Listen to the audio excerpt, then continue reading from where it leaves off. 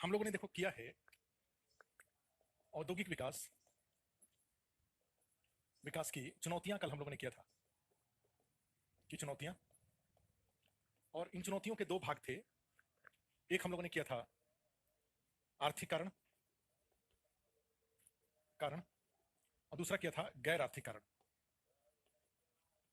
गैर आर्थिक कारण, ये दोनों हमने इसको कर लिया था। और उसके बाद था कि इन समस्याओं को मैंने देश में औद्योगिक विकास को बढ़ावा देने के लिए, अब इन समस्याओं को दूर करने के लिए उपाय, इनको दूर करने के लिए क्या उपाय हैं, ठीक है, और यही करना था हमें। तो हेडिंग डाल दीजिए, औद्योगिक विकास को बढ़ावा देने के लिए उपाय। नया हेडिंग, औद्योगिक विकास बढ़ावा देने के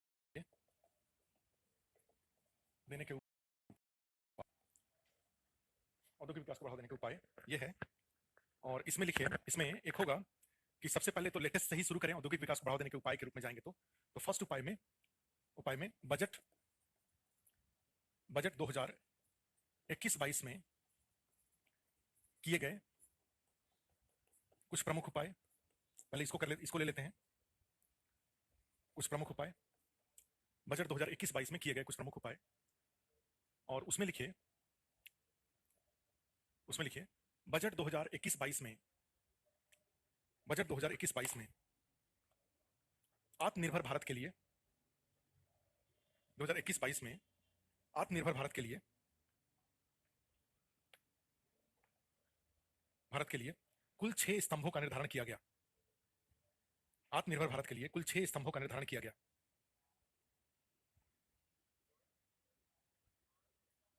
कुल 6 स्तंभों का निर्धारण किया गया। इन स्तंभों में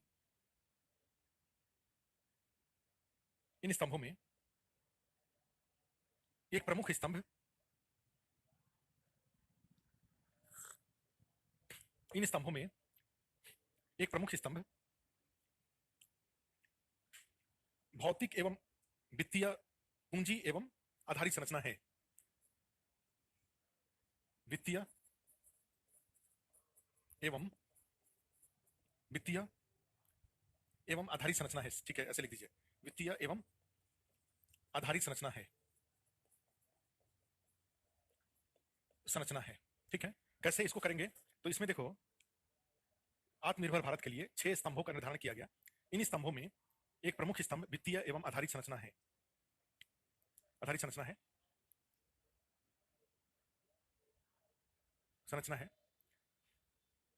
ठीक है। तो इसमें अगर जाते हैं तो देखो, एक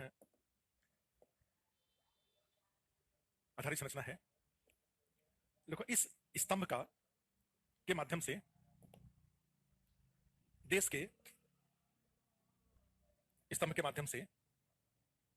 देश के औद्योगिक एवं आधारित संरचना विकास को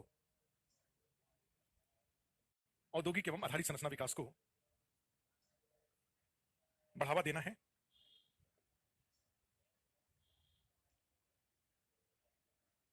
आधारित संरचना विकास को बढ़ावा देना है। ये तो आत्मनिर्भर भारत अभियान देखिए लिखा हुआ है। और इस आत्मनिर्भर भारत अभियान में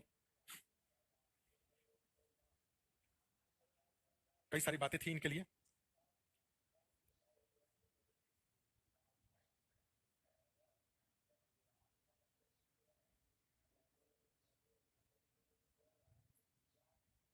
इसमें एक ही मैप है जिसमें ये सारे के सारे उसमें वो हैं।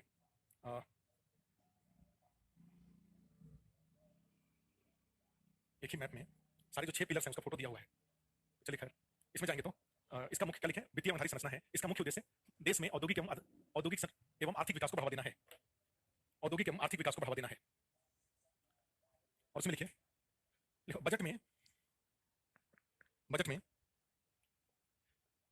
1.97 लाख करोड़ रुपए का, कॉपी में इसको जाने दीजिएगा, जरूरी है। हम लोग टॉपिक ध्यान रखिएगा, लिख रहे हैं माने भारत में औद्योगिक विकास को बढ़ावा देने के लिए उपाय। ये टॉपिक है, बहुत सिंपल टॉपिक है, बड़ा टॉपिक नहीं है।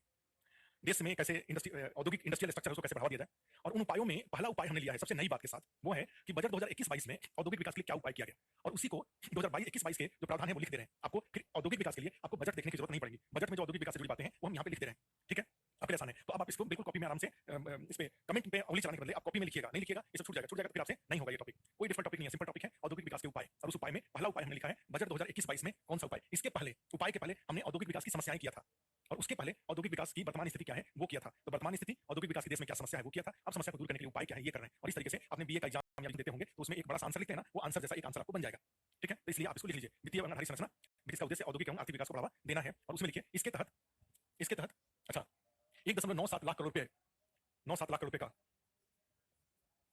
लाख करोड़ रुपए का उत्पादन से जुड़ा प्रोत्साहन, प्रोत्साहन उसको बोलते हैं PLI, production linked incentive, PLI, उत्पादन से जुड़ा प्रोत्साहन की घोषणा की गई है, घोषणा की गई है। ठीक है, माने डिफरेंट सेक्टर्स के लिए, जैसे मान लीजिए कोई इलेक्ट्रिक व्हीकल्स पैदा उत्पन्न करता है, इलेक्ट्रिक व्हीकल से जुड़ा हुआ कोई बैटरी या उपकरण उत्पादन करता है, तो उसको 1.97 लाख करोड़ रुपए का प्रोत्साहन पैकेज दिया जाएगा। और ये पैकेज कई तरह से हो सकता है, ये पैकेज करों में छूट के रूप में हो सकता है। जैसे जनरली जो बैटरी है उस पर 12% टैक्स लगता है, तो ये जो ई व्हीकल्स वाला बैटरी होगा उस पर 5% टैक्स लगेगा। या उसको कैश इंसेंटिव भी दिया जा सकता है, सब्सिडी, कर्ज और कर्ज पर सब्सिडी दी जा सकती है। ऐसे उद्योग किसी बैंक से कर्ज लेंगे, अगर 7% ब्याज दर है तो उसमें का 3% ब्याज सरकार दे देगी, 2% ब्याज सरकार दे देगी। तो इसको बोलते हैं प्रोडक्शन लिंक्ड इंसेंटिव की घोषणा 1.97 लाख करोड़ रुपए का उत्पादन से जुड़ा प्रोत्साहन की घोषणा की गई है। इसका उद्देश्य देखिए, इसका उद्देश्य उद्देश्य देश को औद्योगिक उत्पादन के केंद्र के रूप में विकसित करना है, औद्योगिक उत्पादन के केंद्र के रूप में विकसित करना है। एक फर्स्ट पॉइंट था बजट में। दूसरा पॉइंट लिखिए, औद्योगिक उत्पादन के केंद्र के रूप में विकसित करना है। दूसरा लिख दीजिए, दूसरा लिखिए, कपड़ा उद्योगों को बढ़ावा देने के लिए, टू प्रमोट टेक्सटाइल इंडस्ट्रीज को बढ़ावा देने के लिए, to promote textile industry, Mitra MITRA का प्रावधान बजट में किया गया है, MITRA का प्रावधान बजट में किया गया है।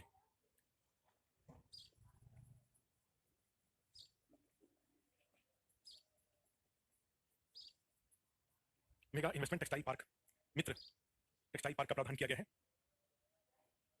देखो अगले 3 वर्षों में ऐसे 7 टेक्सटाइल पार्क विकसित किए जाएंगे, 7 कपड़ा पार्क विकसित किया जाएगा। ऐसे कपड़ा पार्क विकसित किया जाएगा। यह plug in and play model पर आधारित होगा। लिख दीजिए इसको, यह plug in and play model पर आधारित होगा। ये पार्क ऐसा लिख सकते हैं, ये park plug in and play model पर आधारित होंगे। क्या मतलब है प्लग इन एंड प्ले का? इसका व्यवहारिक मीनिंग है कि जैसे प्लग इन एंड प्ले का मतलब होता है, जैसे मान लो ये कमरा है, मैं टीचर हूं, या तो मैं टीचर हूं, मुझे आपको पढ़ाना है। अब सरकार ने क्या किया कि ऐसे स्मार्ट बोर्ड, लाइट उट के साथ, सब कुछ के साथ बहुत सारे ऐसे स्टूडियो बना रखा है लाइन से, और जिसको भी ऑनलाइन पढ़ाना है वो आए और बाहर में एक रिसेप्शन पे एक आदमी बैठा हुआ है, उसको जो प्रोसीजर है उसको पूरा करे और यहाँ आए, खड़ा हो और पढ़ाना start. That is called plug in and play. Plug in and play का मतलब क्या हुआ? जैसे एक म्यूजिक सिस्टम है, उस जहाँ पे सारा बिजली ला करके सब कुछ उस कमरे में करके रखा हुआ है, आप अपना म्यूजिक सिस्टम लाइए, उसको प्लग में क्या करिए, उसको उसमें लगाइए, उसको और लगा करके डांस करना शुरू करिए। That is plug in and play. एक टेक्सटाइल पार्क ऐसा एक कैंपस होगा जिसमें कपड़ा उत्पादन से जुड़े हुए, कपड़ा के व्यापार से जुड़ी हुई सारी सुविधाएं उसमें ऑलरेडी होंगी। आप ऐसा नहीं होगा कि कोई खुला खेत खलिहान है, अब वो खेत खलिहान आपको दे दिया गया, भैया आप इसमें कैंपस बनाइए, सारा रोड वगैरह उसके अंदर बनाइए, सब कुछ बनाइए, बिल्डिंग बनाइए, सब बनाइए, अब बना करके तब आप उसमें कपड़ा उत्पादन शुरू करिए। ऐसा नहीं होगा। All structural development will be done in advance. सारा जो ढांचागत होगा वो सब पहले ही तैयार कर लिया जाएगा। कपड़ा उद्योगपति जिसको कपड़ा उत्पादन का उद्योग उसमें लगाना है, वो सीधे आएगा, अपना मशीन लेकर के वहां रखेगा और कपड़ा उत्पादन शुरू कर देगा। That is called plug in and play. और ऐसे कैंपस, ऐसे plug in and play model पर सारी सुविधाओं के साथ ऐसे टोटल अगले 3 साल में 7 पार्क बनाए जाने हैं। ठीक है, और इसका फायदा आप समझ रहे हैं कि जो कपड़ा उत्पादक है उसको खाली खेत में, खाली जो लैंड है उसमें आकर के अब उसको अपना फैक्ट्री नहीं डेवलप करना है, फैक्ट्री का सारा स्ट्रक्चर ऑलरेडी डेवलप है, आप अपना मशीन लेके आइए, यहाँ लगाइए और कपड़ा उत्पादन करके उसका बेचना शुरू करिए। ठीक है, तो इसको बोलते हैं प्लग इन एंड प्ले। ये चीज किया गया है और ऐसे 7 जो पार्क बनाए जाने हैं। और पीटी पॉइंट से इंपॉर्टेंट हो गया क्या चीज? मित्र, MITRA। बजट में चर्चित मित्रा शब्द का क्या मतलब है, उसमें 4 ऑप्शन रहेगा, तो आपको ध्यान रखना चाहिए। मेगा इन्वेस्टमेंट टेक्सटाइल पार्क है ये, अगले 3 साल में 7 पार्क ऐसे बनाए जाएंगे। आगे लिखिए, इनके अलावा पैरा चेंज करके, इनके अलावा आधारभूत संरचना विकास के लिए, आधारभूत संरचना विकास के लिए बजट में व्यापक प्रावधान किया गया, व्यापक प्रावधान किया गया है तथा इसमें national infrastructure pipeline, infrastructure pipeline तथा इसके तहत NIP, नेशनल इंफ्रास्ट्रक्चर पाइपलाइन लिख दीजिए, इंग्लिश में लिख दीजिए, नेशनल इंफ्रास्ट्रक्चर पाइपलाइन के विस्तार का प्रावधान है, के विस्तार का प्रावधान है। देखो, आधारभूत संरचना विकास के लिए, आधारभूत संरचना विकास के लिए NIP की शुरुआत, NIP की शुरुआत दिसंबर 2019 में की गई थी, 2019 में की गई थी, 2019 में की गई थी, की गई थी। देखो इसके तहत 1,10,000 करोड़ रुपए के, लाख करोड़ रुपए करोड़ रुपए के व्यय से 7400 आधारित संरचना परियोजनाओं को पूरा करना है। 7400 आधारित संरचना परियोजनाओं को पूरा करना है। 1.10 लाख करोड़ रुपए के व्यय से 7400 आधारित संरचना परियोजनाओं को पूरा करना है। संरचना परियोजनाओं को पूरा करना है, बस। तो ये था, ये बजट में प्रोविजन किए गए थे औद्योगिक विकास के लिए। ठीक है, अब आगे लिख दीजिए। नेक्स्ट नेक्स्ट नेक्स्ट लिखिए अगला पॉइंट। देखो, कोरोना आपदा के दौरान पहला था बजट का और देश में औद्योगिक विकास के लिए उपाय, तो पहला बजट के माध्यम से उसका डिटेल हमने लिखा। अब दूसरा लिखिए, कोरोना आपदा के दौरान आत्मनिर्भर भारत पैकेज, आत्मनिर्भर भारत पैकेज के तहत, आत्मनिर्भर भारत पैकेज के तहत, आपदा के दौरान आत्मनिर्भर भारत पैकेज के तहत फर्स्ट नीतिगत सुधार, नीतिगत सुधार, और उसमें लिख दीजिए नीतिगत सुधार जैसे अनेक क्षेत्रों में, नीतिगत सुधार जैसे अनेक क्षेत्रों में विदेशी निवेश की सीमा को बढ़ाना, विदेशी निवेश की सीमा को बढ़ाना,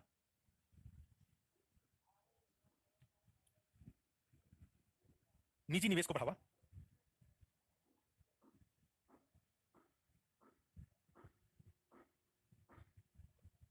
निजी निवेश को बढ़ावा, विभिन्न प्रकार के कर छूट, विभिन्न प्रकार के कर छूट, कर छूट छूट के प्रावधान किए गए, के प्रावधान किए गए। दूसरा लिखिए, इसी में आत्मनिर्भर भारत पैकेज में कई सारे नीतिगत सुधार कम किया गया था। ठीक है, उसके अलावा विदेशी निवेश की सीमा को बढ़ाया गया था, निजी निवेश को प्रोत्साहित किया गया था, और उसके लिए सरकारी कंपनियों को निजी हाथों में बेचने वाली बात थी। इस तरह के कई सारे इसमें लेबर लॉ रिफॉर्म किए गए, श्रम कानून में सुधार किया गया, ये सब चीज किया गया था। उसी में नीतिगत वाले में एक लाइन और लिख दीजिए, एक लाइन और, श्रम कानूनों में भी सुधार किया गया। नीतिगत वाले में लिख दीजिए, श्रम कानूनों में भी सुधार किया गया, श्रम कानूनों में सुधार किया गया तथा तथा तथा 29 केंद्रीय श्रम कानूनों का विलय कर, 29 केंद्रीय श्रम कानूनों का विलय कर 4 श्रम कानून बनाए गए, 4 श्रम कानून बनाए गए। दूसरा लिखिए,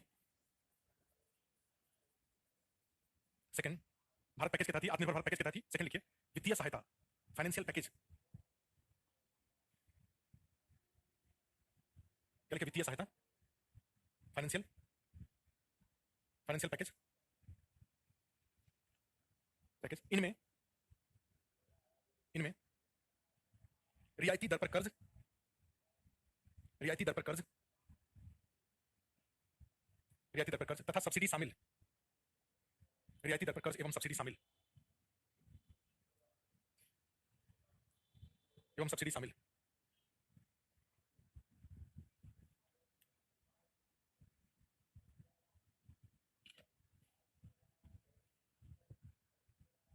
रियायती दर पर कर्ज एवं सब्सिडी शामिल। और तीसरा लिख लीजिए, थर्ड एमएसएमई को बढ़ावा, टू प्रमोट एमएसएमई, एमएसएमई को बढ़ावा।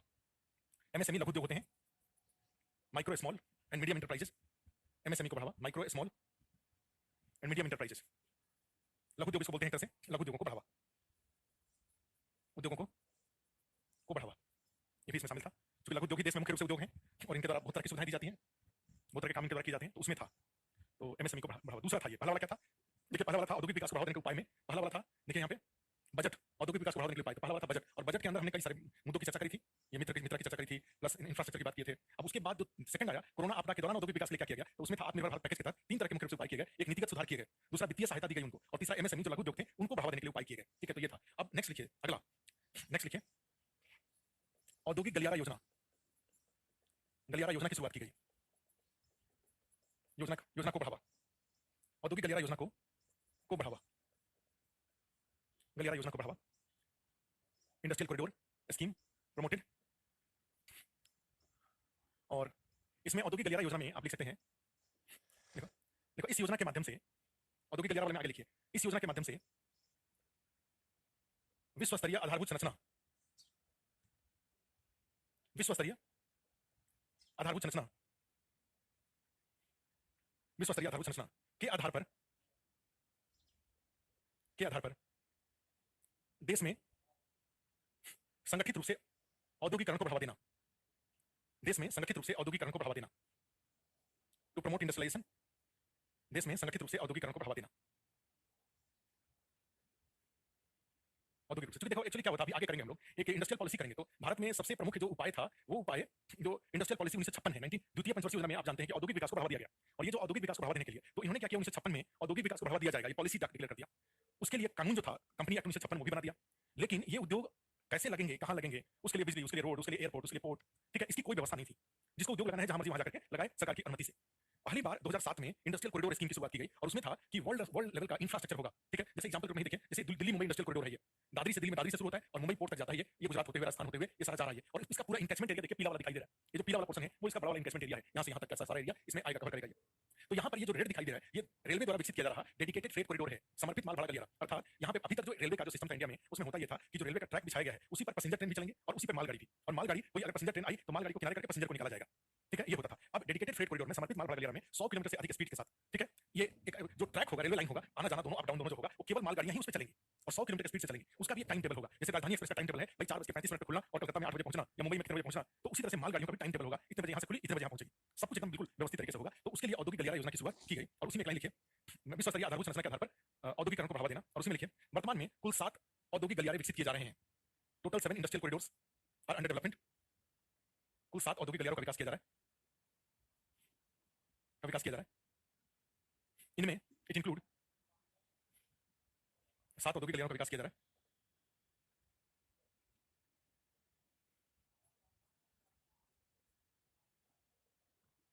ऐसा कोई नहीं, हम लोग अपना ही बना लेते हैं। 7 औद्योगिक गलियारों का विकास किया जा रहा है और उसमें लिखिए ऐसे इंडिया का नक्शा बना लीजिए एक तरह से, थर्ड उपाय के रूप में ऊपर से। तो यहाँ पे जाएंगे तो यहाँ से देखो, एक यहाँ है, एक ये पॉइंट है, एक ये पॉइंट है। तो ये वाला जो है इसको बोलते हैं DMIC, Delhi Mumbai industrial corridor. लिख लीजिए एक नंबर, दिल्ली मुंबई औद्योगिक गलियारा, औद्योगिक गलियारा। दूसरा है यहाँ पर है ये है अमृतसर और ये है कोलकाता।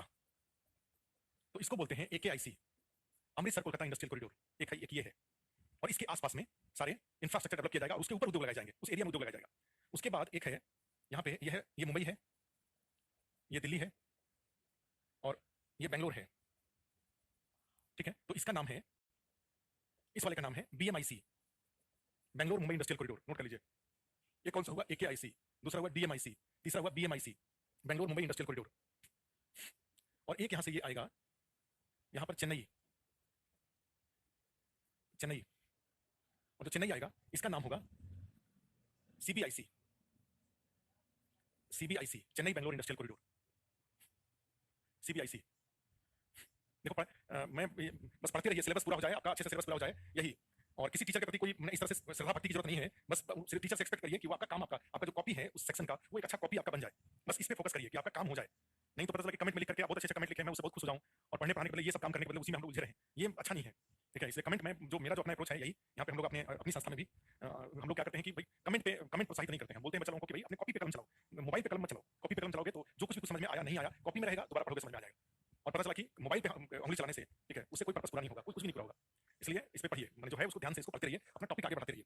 चलिए CBIC हुआ। अब यहीं से एक और जाता है, वो है विशाखापट्टनम, ठीक है। देखो यहाँ पे विशाखापट्टनम उसको बोलते हैं विजाग, विशाखापट्टनम आप जानते हैं आंध्र प्रदेश में है, विशाखापट्टनम। और इसका नाम है VCIC। तो टोटल कितने हो गए, एक हो गया, ये 2 हो गया, ये 3 हो गया, ये 4 हो गया, ये एक, ये वाला एक 5 हो गया। और यहाँ से चेन्नई से एक है हैदराबाद, ये हैदराबाद है, हैदराबाद। तो चेन्नई से हैदराबाद एक यहाँ पे एक 6ठा नंबर भी हो गया, चेन्नई से हैदराबाद HCIC। और फिर हैदराबाद से एक बेंगलोर भी है, बेंगलोर, ये हो गया 7 नंबर, हैदराबाद से बेंगलोर, ये भी एक है, ठीक है। नोट कर लीजिए। तो कितने हुए, नोट कर लीजिए, नोट कर लो। एक जैसे एक इसमें क्या था, एक था DMIC, दूसरा था AKIC, तीसरा था BMIC, Bangalore Mumbai industrial corridor, चौथा था CBIC Chennai Bangalore industrial corridor, पांचवा था VCIC विशाखापट्टनम इंडस्ट्रियल कॉरिडोर, छठा था हैदराबाद चेन्नई इंडस्ट्रियल कॉरिडोर और सातवां था Hyderabad Bangalore industrial corridor HBIC। तो इतने सारे थे, अब आप सबका मीनिंग समझ रहे हैं। तो एक तरह से देखा जाए तो पूरे इंटायर इंडिया को ये इंडस्ट्रियल कॉरिडोर के तहत विश्व स्तरीय आधारभूत संरचना से जोड़ा जा रहा है। पूरे इंटायर इंडिया में वर्ल्ड क्लास इंफ्रास्ट्रक्चर डेवलप किया जा रहा है जिससे कि उसके ऊपर उद्योग आसानी से स्थापित किया जा सके। ठीक है, तो उसी में आगे लिखिए, ये 7 लिखने के बाद देखो, औद्योगिक गलियारों का मुख्य घटक मुख्य घटक मुख्य घटक औद्योगिक गलियारों का 6 में ये है हैदराबाद चेन्नई औद्योगिक गलियारा, हैदराबाद चेन्नई औद्योगिक गलियारा। आगे लिखिए, देखो औद्योगिक गलियारों का मुख्य घटक विस्तृत आधारभूत संरचना का विकास है। औद्योगिक गलियारों का मुख्य घटक विस्तृत आधारभूत संरचना का विकास है।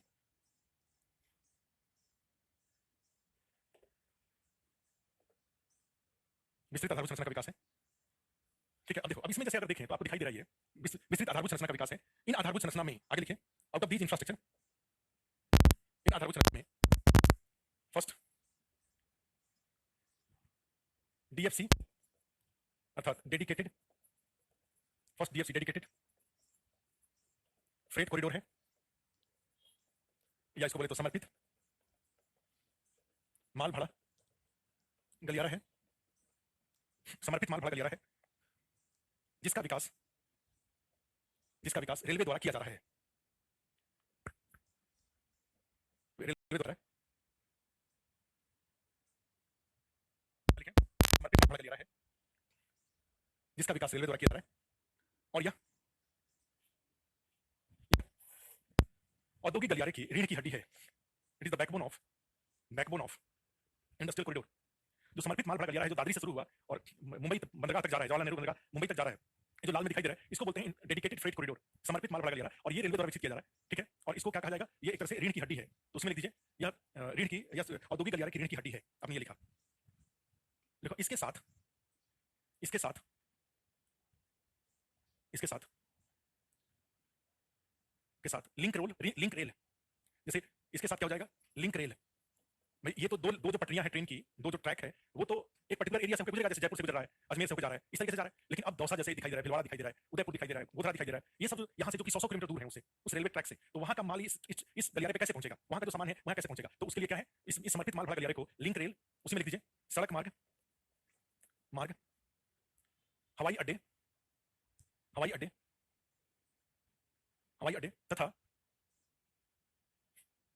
तथा बंदरगाहों से जोड़ा गया है। बंदरगाहों से जोड़ा गया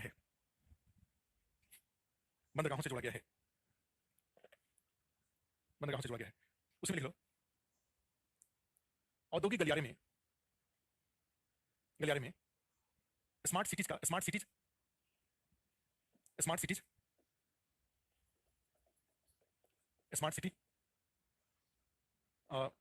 सिटी औद्योगिक क्लस्टर का विकास, स्मार्ट सिटी औद्योगिक क्लस्टर का विकास, तथा इनमें नवीकरणीय ऊर्जा स्रोतों से विद्युत आपूर्ति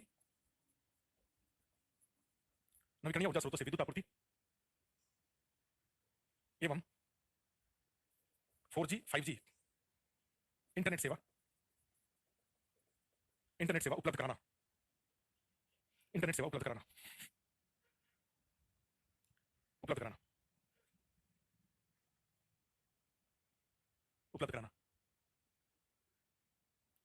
और एक सेंटेंस और लिख दीजिए, इंटरनेट सेवा उपलब्ध कराना।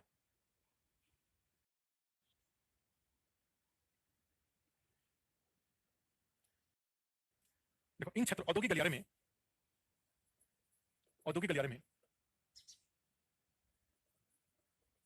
में हाँ,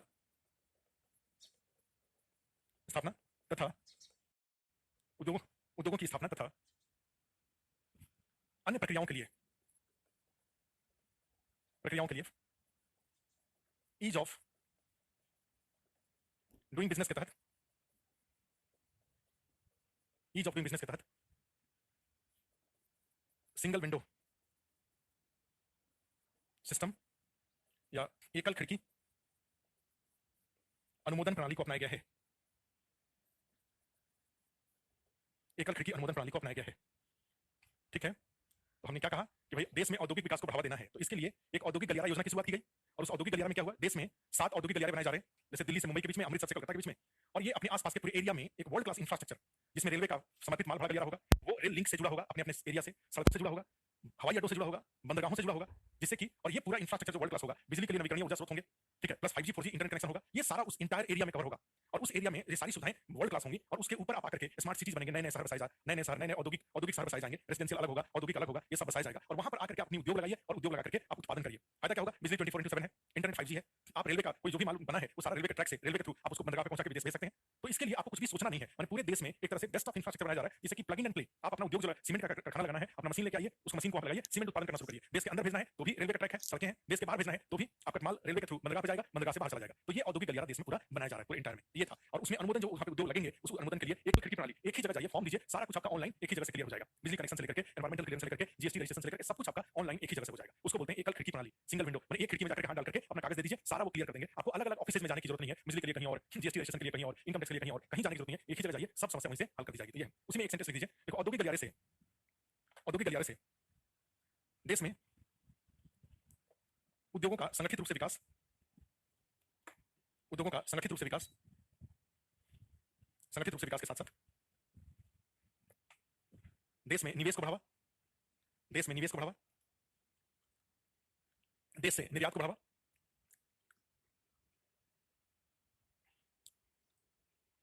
देश से निर्यात को बढ़ावा।